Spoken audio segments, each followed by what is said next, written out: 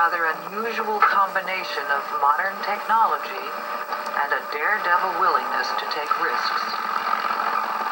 This is the down-under version of a Western roundup, a flight into an otherwise nearly inaccessible wilderness. The search is for straying herds of deer. Although roaming free, they're actually a commercial crop, as ideally suited to the mountains of New Zealand as cattle are to the plains of Texas.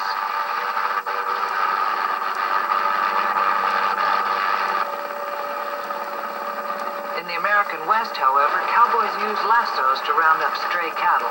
Rounding up deer on mountainsides requires an altogether different technique. This is not a sport. This is a day's work. In Texas, they call it bulldogging.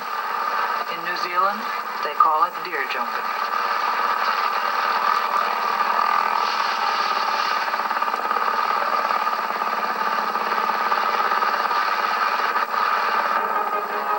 The flight through narrow canyons is as dangerous as the jump itself. Despite the passenger's shifting weight, the pilot must attempt to anticipate the path of the skittish deer and deliver his payload on target.